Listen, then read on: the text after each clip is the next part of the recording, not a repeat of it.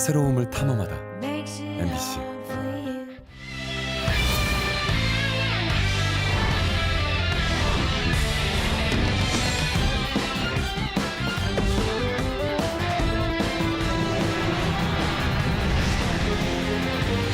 출발부터 각종 이슈를 일으킨 김영환 충북지사가 의회의 첫 대집행부 질의 앞에 서게 됩니다. 민주당이 벼르고 있어 경론이 예상됩니다. 성면을 불법 철거했다는 LH 임대주택에서 문틀 자재를 검사했더니 고함량의 성면이 검출됐습니다.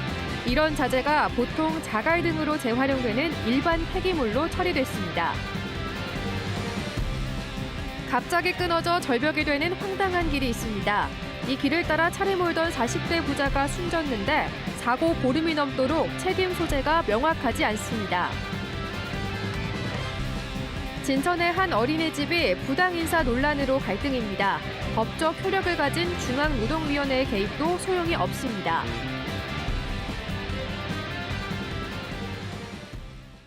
여러분 안녕하십니까? 계속해서 뉴스투데이 충북 소식입니다.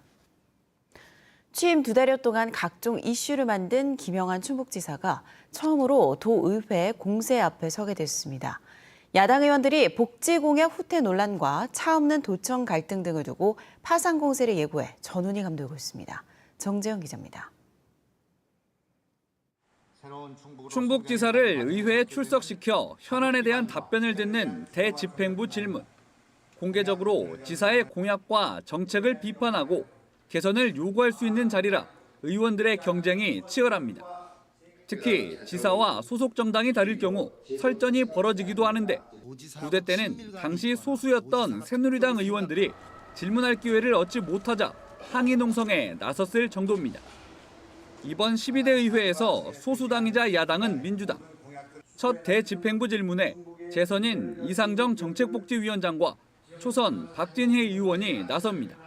이상정 위원장은 김영환 지사의 현금성 복지공약 후퇴 논란을 정조준합니다. 김 지사는 지난 선거 당시 양육수당 매달 100만 원씩 5년간 지급과 출산수당 1,000만 원 일시 지급, 어버이날 감사 효도비 30만 원과 농업인 공익수당 100만 원을 약속했는데 당선 이후 100대 과제를 정하면서 일부 내용을 빼거나 고치며 말을 바꿨습니다. 파기된 것은 거의 없고요. 또 다만 지금 현재 도의 재정 상태를 고려해서 단계적으로 점진적으로 실시한다. 그렇게 봐주시면 좋을 것 같습니다. 민주당 의원들은 이런 태도 변화에 대한 지사의 공식 사과를 요구할 계획입니다. 또 할 거라면 언제부터, 어떻게, 재원은 어디서 확보할 건지 하나하나 일문일답 형식으로 따져 물을 예정입니다. 파기 논란이 됐던 부분들은 대단히 심각한 문제라고 그 선거에서 많이 좀 이렇게 부각이 됐던 부분들이고 그렇기 때문에 그거에 대해서는 반드시 지사님이 약속을 저희는 지켜야 된다라고 보고요. 지사님이 책임져야 된다라고 생각을 하고 합니다. 박진희 의원은 최근 가까스로 봉합된 차 없는 도청 갈등과 핵심 공약인 레이크파크 르네상스에 초점을 맞췄습니다. 반대에 부딪힌 차 없는 도청 시도부터 이후 지하주차장 조성 등의 대안 제시까지 모든 결정이 일방적인 데다 즉흥적이고 레이크파크 르네상스 역시 실체 없이 말만 너무 앞서가면서 혼란을 준 데 대해 해명을 듣겠다는 겁니다. 여론 수렴이나 실현 가능성 등을 종합적으로 검토하는 아주 기본적인 단계조차 생략하고 지사 혼자 독단적으로 지금 정책과 사업들을 추진하고 있거든요. 이로 인한 시행착오 때문에 행정력은 낭비되고 도민 피로감도 극에 달해 있어요. 국민의힘 의원들도 시군별 도시가스 불균형 해소 방안과 미호강 오염원에 대한 대책 등 다소 까다로운 질문을 예약해둔 상황. 김영환 지사도 즉답을 피하지 않는 성격이라 도의원들과 지사 양쪽 모두 양보 없는 설전을 벌일 걸로 예상됩니다. 신임 지사의 대집행부 질문 1차 대비전은 오늘 오후 2시 충북도의회 본회의장에서 열립니다. MBC 뉴스 정재영입니다. 진천과 옥천군의회 등 시군의회도 충북특별법 제정을 촉구하고 나섰습니다. 진천군의회는 제307회 1차 정례회를 열어 의원 전원 명의로 발의한 충북지원특별법 제정 촉구 결의문을 채택했습니다. 옥천군의회도 제299회 1차 정례회에서 박종욱 의원이 대표 발의한 충북특별법 제정 촉구 건의문을 채택해 국회와 환경부, 국민의힘과 더불어민주당에 보내기로 했습니다. 이들 의회는 대형 다목적 댐과 백두대간 등으로 가혹한 환경 규제만 받아왔다며 김영한 충북지사의 충북특별법 제정 추진을 지원하고 나섰습니다. LH 불법 성면 철거 실태를 집중 보도한 저희 MBC가 전문기관과 직접 수십 년 된 LH 노후 임대 아파트를 확인한 결과 문틀에서 고함량 성면이 검출됐습니다. 이런 위험한 자재들이 LH의 리모델링 사업 과정에서 무방비로 철거돼 일반 건축 폐기물처럼 처리됐다는 얘기인데 이 성면 자재들이 얼마나 또 어디로 갔는지 환경당국은 아직 파악도 못하고 있습니다. 조미애 기자의 보도입니다. 지은 지 30년 가까이 된 청주의 한 LH 임대 아파트입니다. 방과 방 사이, 베란다 입구, 창문틀 등 문틀에 성면 자재가 쓰인 걸로 알려진 곳입니다. 보시는 것처럼 이렇게 문틀 자재 곳곳이 깨져 나갔습니다. 그렇다 보니 움푹 패인 곳이 눈에 띄고요. 이렇게 틈 사이로 금이 간 곳도 많습니다. 특히 이렇게 손으로 조금만 건드려도 떨어져 나갈 정도로 심한 곳도 있습니다. 순천향대 천안병원 성면환경보건센터와 함께 직접 10가구의 문틀에서 시료를 채취해 검사해봤습니다. 분석 결과 10가구 문틀에서 모두 흰 빛깔의 백성면이 검출됐습니다. 성면이 1% 이상 함유되면 성면 건축자재로 분류하는데 시료에선 9에서 15%의 성면이 검출됐고 한 가구를 제외한 모든 가구의 시료는 성면 함유량이 10%를 넘었습니다. 시료 분석을 토대로 문틀에 사용된 해당 자재는 회색 압출 성형 시멘트판으로 확인됩니다. 손발이 수시로 닿는 문틀은 손상이 진행돼 성면이 공기 중에 날렸을 가능성이 높습니다. 닳아 없어지면서 여기 이제 파손된 부위도 있습니다. 그렇게 되면 이 부분이 비산돼서 여기 거주하시는 분들의 건강에 영향을 줄 수가 있습니다. 손상 마모 정도가 심각한 가구에 대해서는 문틀에 테이핑을 하거나 페인트를 발라서 노출 가능성을 최소화하는 것이 좋습니다. LH는 이러한 성면 고함량 자재를 무단 철거해 일반 건설 폐기물로 처리했습니다. 건설 폐기물로 배출하면 대부분 모래나 자갈로 재활용되는 게 일반적입니다. 파쇄 분쇄를 보통 해서 잘게 이제 고재로 만들어가지고 순환 고재로 보통 생산을 다 하시고요. 재활용이 안 되는 폐기물들은 뭐 소각을 하거나 아니면 매립을 하긴 하는데 그거는 거의 적고요. 대부분 90% 이상은 다 고재로 생산이 된다고 보시면 돼요. 시스템에는 적용이 되니까 추적 사진 가능은 하죠. 현재까지 LH가 성면을 마구잡이로 뜯어냈다고 인정한 단지만 13개. 이 폐성면들의 양이 얼마나 되는지, 또 어떻게 처리됐는지는 미지수입니다. 이걸 확인해야 할 환경부는 느긋하기만 합니다. 생각하시는 것보다 좀 속도가 늦을 수 있는 점 인정하고요. 다만 저희가 뭘 안 하고 있거나 이런 상황은 절대 아니고요. 그래서 조금 더 속도 내겠습니다. LH 스스로도 성면 불법 철거와 처리를 인정했는데도 환경부는 현재 LH의 자료 협조만 기다리고 있습니다. MBC 뉴스 조미입니다. 지난달 있었던 안타까운 사고였죠. 아버지와 아들이 타고 있던 SUV가 마을길을 따라 달리다 도로가 갑자기 사라지면서 5m 아래로 추락해 부자가 숨졌는데요. 황당하게도 길이 끊긴다는 어떤 표시도 진입 차단 장치도 없었습니다. 마을길이 이런 상태로 2달 동안이나 방치돼 있었다는데 안전관리 책임은 도대체 누구에게 있는 걸까요? 이채원 기자가 그 내막을 취재했습니다. 한적한 농촌마을. 오르막길을 오르자 두 갈림길이 나타납니다. 비포장이 시작되는 왼쪽 길은 빗물바지 통으로 못 들어가게 막아놨습니다. 지난달 SUV를 타고 가던 40대 아버지와 10대 아들이 추락해 숨진 뒤 임시 방편으로 가져다 놨습니다. 네, 사고 현장에서 20m 정도 떨어진 곳입니다. 제 뒤로 보시면 비포장 도로로 된 길 하나가 있는데요. 오르막길이어서 마치 이곳에서 보면 길이 이어져 있는 것 같지만 이렇게 옆길을 따라 내려와 보면 오르막 끝은 곧바로 절벽이었고 5m 아래 낭떠러지는 공사 현장이었던 겁니다. 깎냐고 공사 중인데 이제 다 들어오는 중인데 이제 거기다가 좀 이렇게 줄을 내놔야 되는데 아는 사람은 아는데 외지에서 온 사람들은 모르잖아? 추석을 앞두고 벌초를 왔던 부자는 갑자기 사라진 이 길에서 속수무책으로 변을 당했습니다. 사고 당시엔 차량 진입을 막는 구조물이나 길이 끊긴다는 안내 표지판, 추락을 방지할 어떤 안전장치도 없었습니다. 내비게이션마저 여전히 이 길로 안내하고 있습니다. 사고가 난 길은 주변 개발을 위한 진입로로 10년 전쯤 사유지에 개설됐습니다.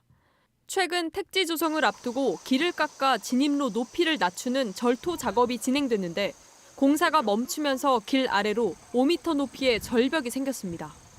지자체는 관리 대상이 아니라는 이유로, 개발업자는 사유지에서는 공사 방법을 알릴 의무가 없다는 이유로 뚝 끊긴 길이 2달간 방치돼 있다 사고로 이어졌습니다.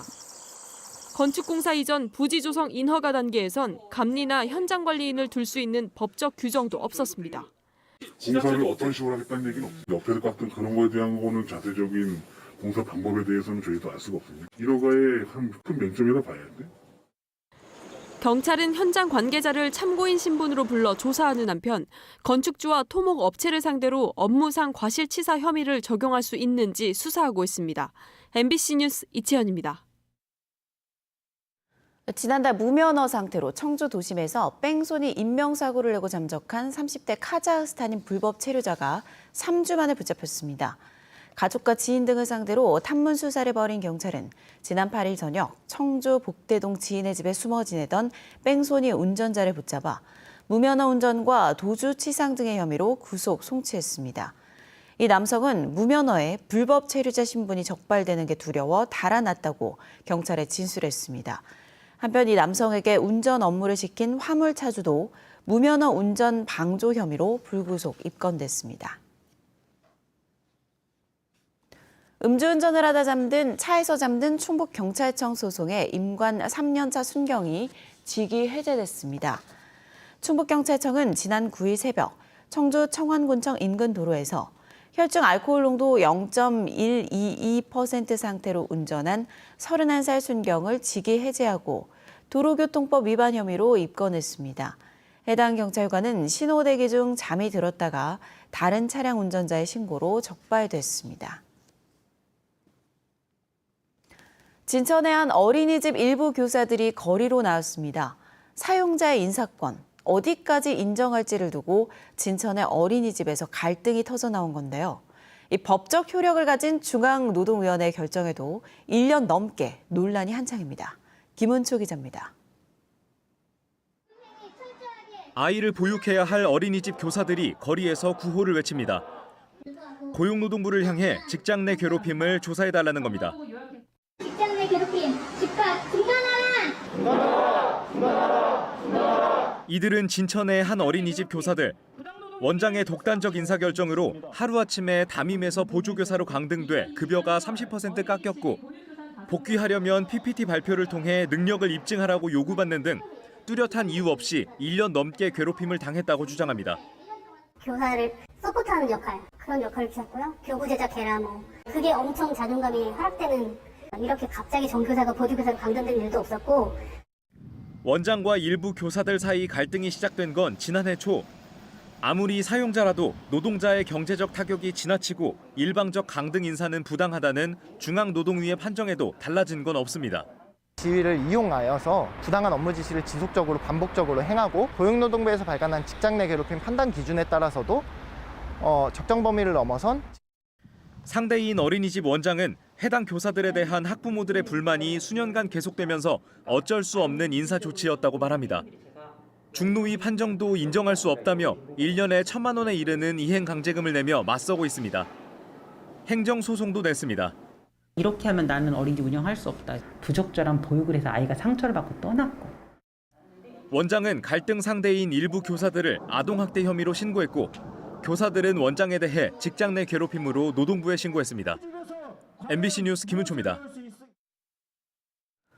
청주의 한 콘크리트 제조업체에서 50대 하청 노동자가 작업 도중에 숨져 고용노동부가 조사에 나섰습니다.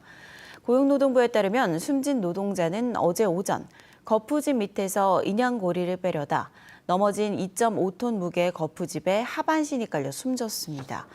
고용노동부는 작업 중지 명령을 내리고 이 사업장이 중대재해법 적용 대상인 것으로 보고 위반 여부를 살피고 있습니다. 앞서 이 사업장에서 지난 3년 전에도 콘크리트 구조물이 넘어져 근로자 1명이 숨지기도 했습니다.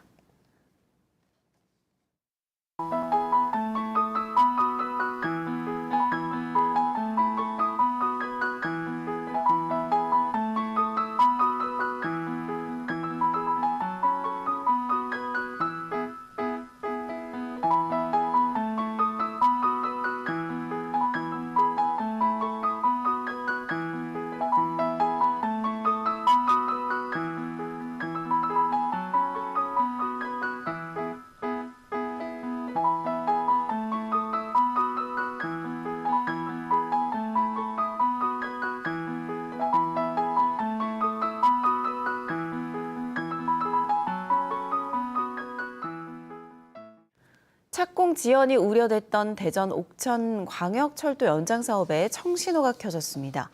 충청북도와 옥천군은 사회 간접자본 SOC 예비 타당성 조사의 기준 금액을 현행 500억 원에서 1,000억 원으로 상향한다는 정부 발표에 따라 내년 착공 목표인 대전 옥천 광역철도 사업이 기획재정부의 예비 타당성 조사 대상에서 빠질 것으로 내다봤습니다. 20km 구간의 대전 옥천 광역철도 연장 사업은 당초 사업비가 490억 원이었지만 실시 설계 과정에서 물가 상승률이 반영된 사업비가 500억 원을 넘을 것으로 예상되면서 예비 타당성 조사 대상이 됐었습니다.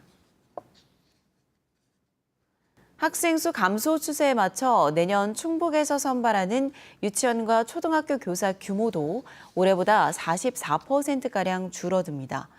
충청북도 교육청이 발표한 내년도 초등교사 선발 인원은 유치원 17명, 초등학교 80명, 특수학교 5명 등 모두 102명으로 올해 183명보다 44.3%인 81명이 줄었습니다.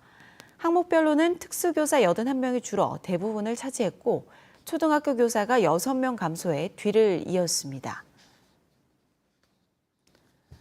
제43회 전국 학생 과학 발명품 경진대회에서 충북과학고 이호선 학생이 대통령상 수상자로 선정됐습니다. 이호선 학생은 LED 빛의 전반사 원리를 이용해 렌즈 안팎의 뒤집힘을 확인할 수 있는 콘택트 렌즈 케이스를 출품해 창의성과 실용성, 경제성 등 모든 영역에서 가장 높은 평가를 받았습니다. 전국 학생 과학 발명품 경진대회에서 충북 학생이 대통령상을 받는 건 2016년 이후 6년 만입니다. 또 충주 삼원초 백현주, 단양중 신예아라 학생이 나란히 최우수상과 특상에 선정되는 등 충북에서만 모두 17명이 입상하게 됐습니다.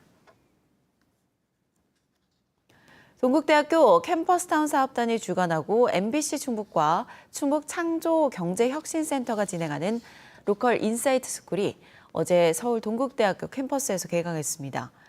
6주간 진행되는 로컬 인사이트 스쿨에서는 전국 대학생과 예비 청년 창업가들이 참여해 지역의 역사와 문화, 자연환경의 아이디어를 접목해 경제적 가치를 창출하는 로컬 크리에이터 창업 정신을 공유합니다.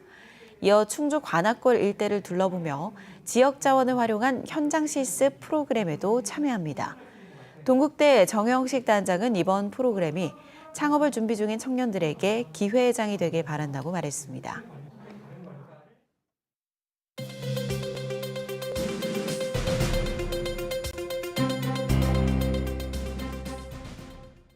충북의 대표 관광지인 단양의 한 달 방문객이 코로나 사태 이후 처음 100만 명을 넘었습니다.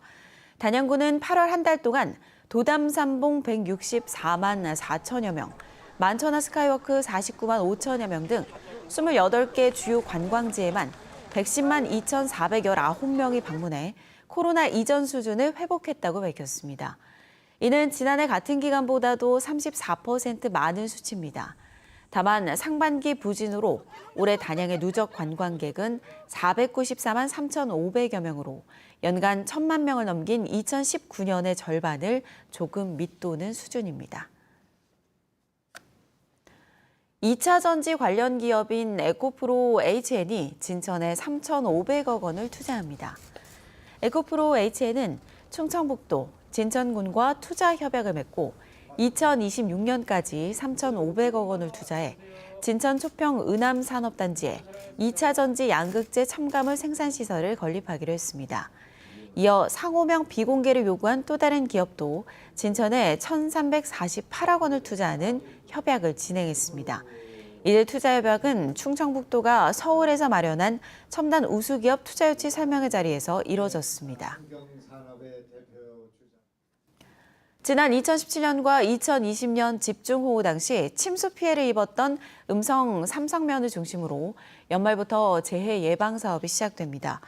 음성군은 풍수의 생활권 종합정비 대상에 선정돼 2024년까지 300억 원을 들여 2.7km 구간의 삼성 모래내 소하천을 준설하고 우수관을 교체하는 등의 종합적인 정비 사업을 진행할 예정입니다.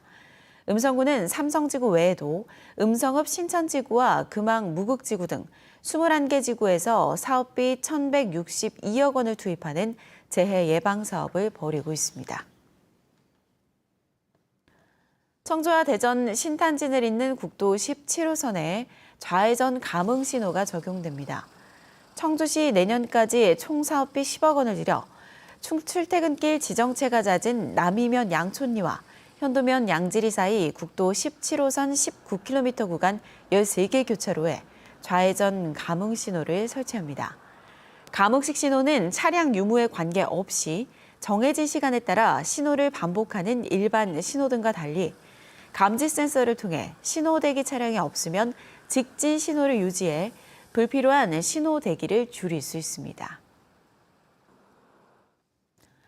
청주대가 음성군 맹동면 충북 혁신도시에 세 번째 캠퍼스를 갖게 됐습니다. 지난 7일 교육부로부터 설립 인가를 받은 청주대는 음성 캠퍼스를 2차 전지와 태양광 관련 산학 협력 거점으로 만들기 위해 에너지 융합공학 전공과 융합신기술대학원으로 활용하고 있습니다. 청주대 음성 캠퍼스는 지하 1층, 지상 3층 규모로 청주 내덕동 캠퍼스와 오송 바이오 캠퍼스에 이은 세 번째입니다. 뉴스투데이 충북 소식 모두 마칩니다. 고맙습니다.